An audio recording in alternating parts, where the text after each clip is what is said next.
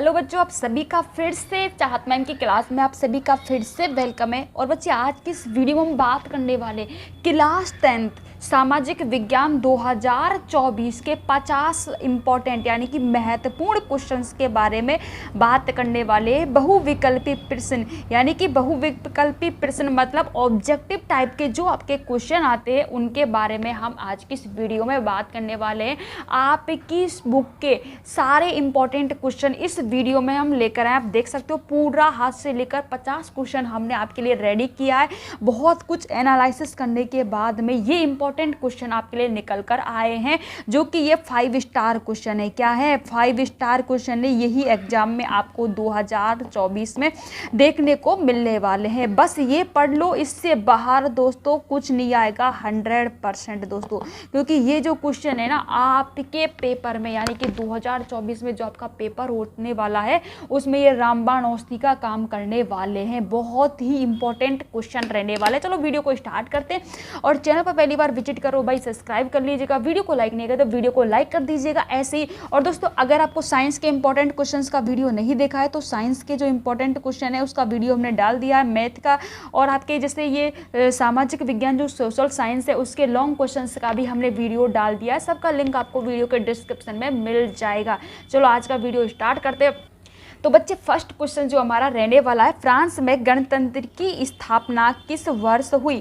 First का option 1815 में, खा ऑप्शन 1830 में, गा ऑप्शन 1848 में और घा ऑप्शन 1871 में। तो फ्रांस में जो गणतंत्र की स्थापना हुई थी वो हुई थी हमारा 1848 में। फ्रांस में गणतंत्र की स्थापना हुई। और हमारा जो सेकंड क्वेश्चन है वो हमारा रहने वाला है, यंग इटली सोसाइटी का संस्थापक कौन था? गैरिबोल्डी, बिस्मार्क, काबूर या मैगजनी? तो घा ऑप्शन जो हमारा है ना ये राइट रहने वाला, यंग इटली सोसाइटी के संस्थापक थे। अब हमारे जो नेक्स्ट क्वेश्चन रहने वाला है, नेक्स्ट क्वेश्चन हमारा रहने वाला है कि फ्रांस की जो क्रांति है का प्रारंभ किस वर्ष हुआ? तो फ्रांस की क्रांति का प्रारंभ किस वर्ष हुआ वो हम आपको बताने वाले हैं। तो 1788 में, 1789 में, 1790 ईस्वी में और घा ऑप्शन 1787 ईस्वी में। तो फ्रांस की जो क्रांति हुई थी वो कब प्रारंभ हुई थी? 1789 ईस्वी में फ्रांस की क्रांति का प्रारंभ हुआ था। 4 क्वेश्चन हमारा, राष्ट्रवाद का प्रारंभ जिस देश में हुआ वह है। ये आपको बताना है कि राष्ट्रवाद का जो प्रारंभ है किस देश में हुआ? जर्मनी में हुआ, इटली में हुआ, फ्रांस में हुआ, इंग्लैंड में हुआ। तो आपको हम बता देते हैं कि राष्ट्रवाद का जो प्रारंभ है वो किस देश में हुआ था? वो हुआ था हमारा राष्ट्रवाद का प्रारंभ फ्रांस में हुआ था। कहाँ हुआ था? फ्रांस में राष्ट्रवाद का प्रारंभ हुआ था। नेक्स्ट क्वेश्चन है, जर्मनी के एकीकरण का श्रेय इनमें से किसको दिया जाता है? ओटो वन बिस्मार्क को जर्मनी का श्रेय दिया जाता है, काइजर विलियम प्रथम को दिया जाता है, हिटलर को या मैथ्सनी को? तो देखो, जर्मनी के जो एकीकरण का जो श्रेय है या जर्मनी की एकीकरण का जो जनक है ना वो ओटो वन बिस्मार्क को कहा जाता है। क्या कहा जाता है? ओटो वन बिस्मार्क का। अब आपसे अगला क्वेश्चन है, ओटो वन बिस्मार्क का संबंध किस देश से था? तो ओटो वन बिस्मार्क जर्मनी का एकीकरण का जनक कहा जाता है। तो आप सोच सकते हो कि ओटो वन बिस्मार्क का संबंध किससे था? जर्मनी से था। और हमारा जो नेक्स्ट क्वेश्चन है, 1789 में फ्रांस किस प्रकार का राज्य था?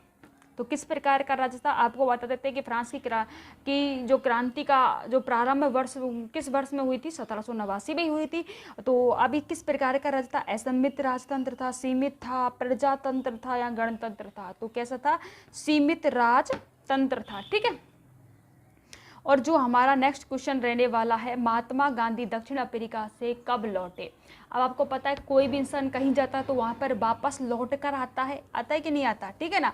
तो महात्मा गांधी जो थे वो 1915 में दक्षिण अफ्रीका से वापस लौट कर आए थे। कब लौट कर आए थे? 1915 में वापस लौट कर आए थे। अब नेक्स्ट क्वेश्चन हम देख लेते हैं। हमारा नेक्स्ट क्वेश्चन क्या रहने वाला है? हमारा रहने वाला है, सविज्ञा अवज्ञा आंदोलन कब चलाया गया?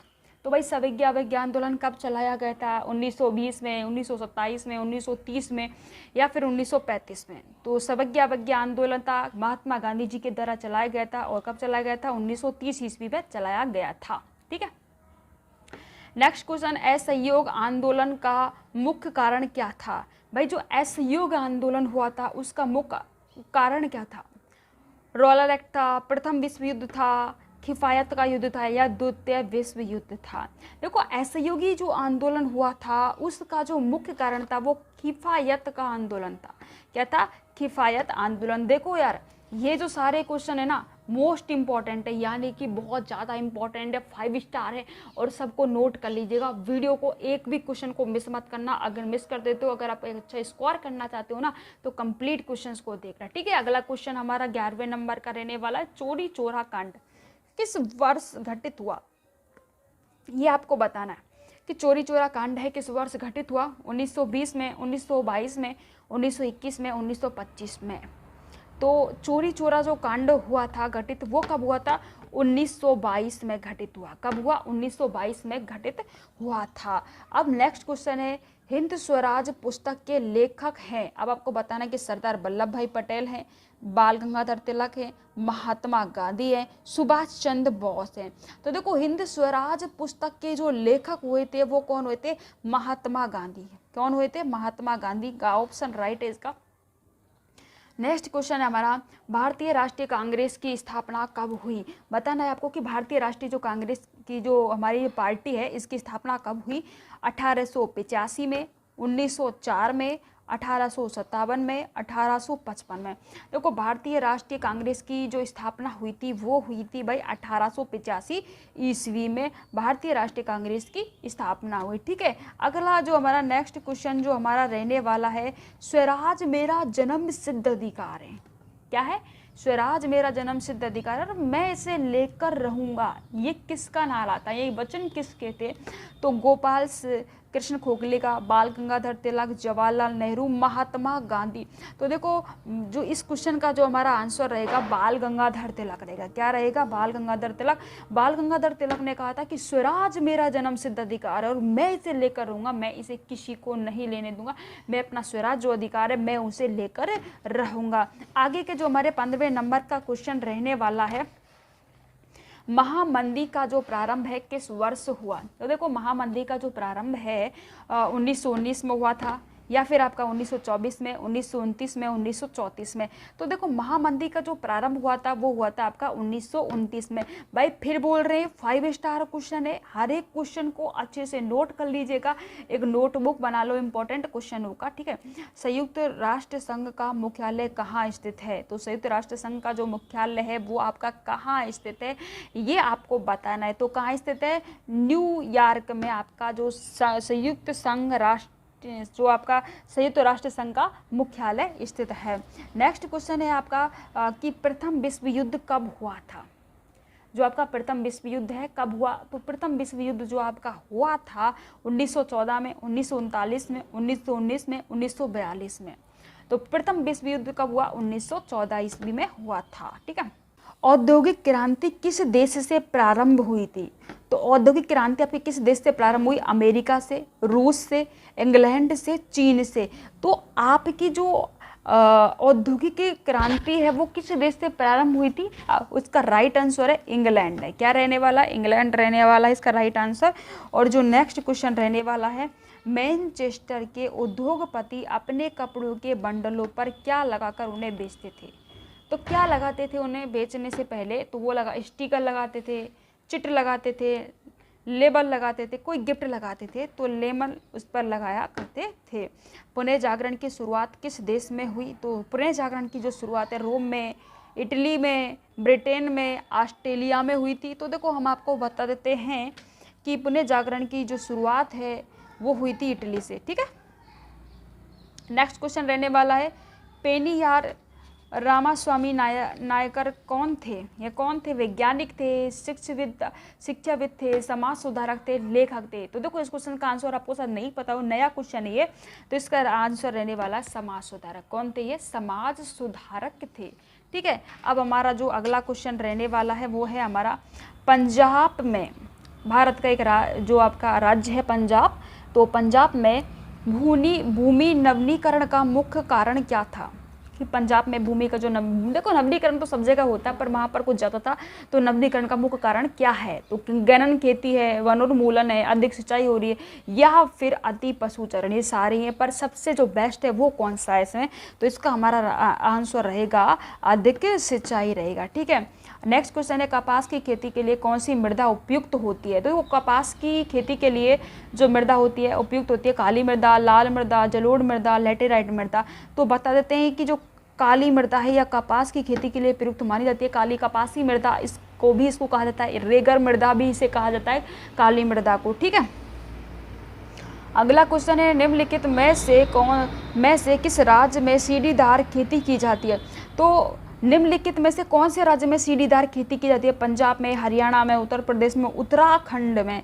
तो देखो जो सीढ़ीदार जो खेती है आपकी उत्तराखंड में की जाती है। कहाँ की जाती है? उत्तराखंड में।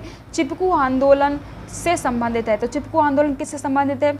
मृदा संरक्षण से, वन संरक्षण से, जल संरक्षण से, वायु संरक्षण से। तो वन संरक्षण से है, क्योंकि हुआ क्या था कि जब पेड़ों को काटा जा रहा था तो सभी जो सदस्य थे वो पेड़ों के चिपक गए। पहले कहा कि हमें काटो तब हम पेड़ों को काटने देंगे। तो ये चिपकू आंदोलन किससे था? वन से संबंधित था। ठीक है, अब जो हमारा नेक्स्ट क्वेश्चन रहने वाला है वो हमारा रहेगा 26 नंबर का क्वेश्चन रहेगा, सुंदरवन राष्ट्रीय पार्क किस राज्य में स्थित है। तो किस राज्य में स्थित है? असम में, उड़ीसा में, पश्चिम बंगाल में, मध्य प्रदेश में।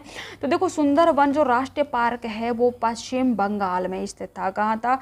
पश्चिम बंगाल में स्थित है। नेक्स्ट क्वेश्चन है जलमंडल का कितना प्रतिशत भाग समुद्री जल के रूप में उपलब्ध है। तो देखो जलमंडल का जो कितना प्रतिशत भाग समुद्री जल के रूप में उपलब्ध है तो वो है हमारा 97.5% रहने वाला है। ठीक है, नेक्स्ट क्वेश्चन इनमें से कौन सी रबी की फसल है। तो देखो रबी की फसल आपको बतानी है, चावल है, मोटा अनाज है, काला चना है या फिर कपास है। तो रबी की फसल पूछी है तो रबी की फसल काला चना आपका यहाँ पर हो जाएगा। ठीक है, निम्नलिखित में से कौन सी एक रेशेदार फसल है। तो रेशेदार फसल आपको बतानी है, जूट है, कॉफी है, जौ है, रबड़ है। तो क्या रहने वाला है? जूट क्या है? एक रेशेदार फसल है। क्या है? रेशेदार फसल है। कीर्तन दहन कृषि या झूमन कृषि निम्नलिखित में से किस राज्य में पाई जाती है। मोस्ट इंपॉर्टेंट क्वेश्चन है, सारे क्वेश्चन ही 5 स्टार बता रहे हैं आपको। ठीक है, उत्तराखंड में, राजस्थान में और आपका उत्तर प्रदेश में या मिजोरम में। तो मिजोरम इसका आंसर रहने वाला है। क्या रहने वाला है? मिजोरम रहने वाला है। झारखंड में स्थित कोडरमा जो आपका है में से किस खनिज का अग्रणी उत्पादक होता है। तो इसमें अग्रणी जो उत्पादक है किस खनिज का होता है? तो अभ्रक का यहाँ पर अग्रणी उत्पादक होता है। ठीक है, बम्बई में हाई प्रसिद्ध है। तो क्या है? किसके लिए प्रसिद्ध है? तेल शोधक कारखाने, पेट्रोलियम के लिए, फिल्म सिटी के लिए, गेट वे ऑफ इंडिया के लिए। उपयुक्त में से कोई नहीं। तो हम आपको बताते हैं कि बहुत सारे आप बच्चे ये सोच रहे होंगे कि फिल्म सिटी में, बम्बई में सबसे ज़्यादा फिल्म बनती है तो फिल्म सिटी के लिए। ऐसा नहीं है, ये किसके लिए है? तेल शोधक कारखानों या पेट्रोलियम के लिए सबसे इम्पोर्टेंट है। नेक्स्ट क्वेश्चन जो हमारा रहने वाला है 33 नंबर का है, निम्न में से कौन सा खनिज आधारभूत खनिज है। तो आधारभूत जो हमारा खनिज है वो कौन सा खनिज है? लोहा अयस्क है ना, ये हमारा एक आधारभूत खनिज माना जाता है। एंथ्रासाइड का संबंध किस खनिज से है? तो एंथ्रासाइड का जो संबंध है वो किससे है? तांबा से, सोना से, बास्केट से, कोयला से। तो इसका आंसर रहेगा हमारा कोयला रहेगा। ठीक है, कि जो एंथ्रासाइड है इसका संबंध किससे है? कोयला से। निम्न में से कौन सा उद्योग चूना पत्थर को कच्चे माल के रूप में प्रयुक्त करता है। भाई चूने पत्थर का जो कच्चा माल है वो उससे क्या बनेगा? उससे एल्युमिनियम बनेगा? अरे नहीं भाई। चीनी बनेगी? अरे नहीं भाई। क्या बनेगा? मोटर गाड़ी बनेगा? नहीं। तो क्या बनेगा? सीमेंट बनेगा रे। ठीक है, निम्नलिखित में से कौन सा आधारभूत उद्योग है। अभी हमने क्या पूछा था? आधारभूत खनिज कौन सा है? कोयला है। और आधारभूत उद्योग क्या है? तो आधारभूत जो उद्योग है लोहे और इस्पात इसका आधारभूत उद्योग रहेगा। ठीक है, इसके बाद में श्रीलंका में निम्न में से कौन सा बहुसंख्यक वर्ग है। देखो बहुसंख्यक तमिल है, ईसाई है, सिहिल है और मुस्लिम है। तो इसका राइट आंसर हमारा गा ऑप्शन रह जाएगा। ये इसका यहाँ पर बहुसंख्यक पाए जाते हैं। भारत में कुल कितने संघीय राज्य हैं? तो बताइए, इसका आंसर आपको पता है तो कमेंट सेक्शन में कमेंट करिए। 27, 28, 29, 30। तो क्या रहने वाला है? 28 है। कितने राज्य संख्या? 28। नेक्स्ट क्वेश्चन रहेगा हमारा कि भारतीय संघ में अविशिष्ट शक्ति किसको प्राप्त है। अविशिष्ट शक्ति किसको प्राप्त है, राज्य, संघ या का और खा दोनों में, इसमें से कोई नहीं। तो हम आपको ये बता देते हैं कि इस क्वेश्चन का जो हमारा आंसर रहेगा वो रहेगा क्या, संघ रहेगा। निम्न में से कौन सा बहुजन समाज पार्टी के संस्थापक है। तो बहुजन समाज पार्टी के संस्थापक कौन थे, काशीराम है, साहू महाराज हैं, B.R. अम्बेडकर थे, ज्योतिबा फूले। तो काशीराम जो थे बहुजन समाज पार्टी के संस्थापक थे। अगला जो क्वेश्चन है हमारा 41 नंबर का रहने वाला है, भारतीय जनता पार्टी का मुख्य प्रेरक सिद्धांत क्या है। बहुजन समाज, क्रांतिकारी लोकतंत्र, सांस्कृतिक राष्ट्रवाद या क्या है हमारा आधुनिकता। तो क्रांतिकारी जो लोकतंत्र है वो भारतीय जनता पार्टी का मुख्य प्रेरक सिद्धांत था। अगला क्वेश्चन, भारत में मताधिकार क्या आयु है। अब ऐसा तो नहीं कि सब लोग मताधिकार करने चल जाएंगे, वोट डालने, छोटा बच्चा भी, तो ऐसा नहीं है, क्योंकि एक आयु होती है, एक निश्चित आयु होती है, उस आयु के बाद ही हम मतदान कर सकते हैं। ठीक है, तो 18 वर्ष इसकी आयु होनी चाहिए। नेक्स्ट क्वेश्चन है, लोकतांत्रिक शासन व्यवस्था वे अन्य व्यवस्थाओं से अच्छी है क्योंकि है, ये सभी नागरिकों को समानता को बढ़ावा देती है, व्यक्तियों की गरिमा को बढ़ावा देती है, का और खा दोनों उपयुक्त में से कोई नहीं। तो लोकतांत्रिक शासन व्यवस्था अन्य व्यवस्थाओं से अच्छी, क्यों, क्योंकि इसमें दोनों ऑप्शन रहने वाले, क्या और खा दोनों। तो ये ऑप्शन हमारा सही हो जाएगा, क्योंकि अच्छी नागरिकताओं जो हमारे सभी नागरिकों में समानता को बढ़ावा देती है और व्यक्तियों की गरिमा को बढ़ावा देती है। दोनों ऑप्शन सही है। अगला क्वेश्चन, किसी देश के विकास को निर्धारित करने का आधार है स्वास्थ्य एवं शिक्षा का स्तर, प्रति व्यक्ति आय, व्यक्तियों का साक्षरता, उपयुक्त में से सभी। देखो, किसी देश के विकास का जो निर्धारण है वो किससे होता है, दोस्तों, ये सभी कार्य इसमें होने चाहिए। स्वास्थ्य एवं शिक्षा का स्तर है, प्रति व्यक्ति आय है, व्यक्तियों का साक्षरता, सी जो इसका जो हमारा उपयुक्त सभी आंसर रहने वाला है इसमें। ठीक है, निम्नलिखित में से कौन सा विकसित देश है। तो बताना है कि भाई विकसित देश कौन सा है। तो विकसित देश जो हमारा रहने वाला है, फ्रांस विकसित देश रहने वाला है। निम्न में से पड़ोसी देश में से मानव विकास के लिहाज में किस देश की स्थिति भारत से बेहतर है। तो भारत से बेहतर किसकी स्थिति है, श्रीलंका की। किससे है, श्रीलंका की। ठीक है, नेक्स्ट क्वेश्चन रहेगा हमारा, निम्न में से किसको कृषि क्षेत्रक कहते हैं।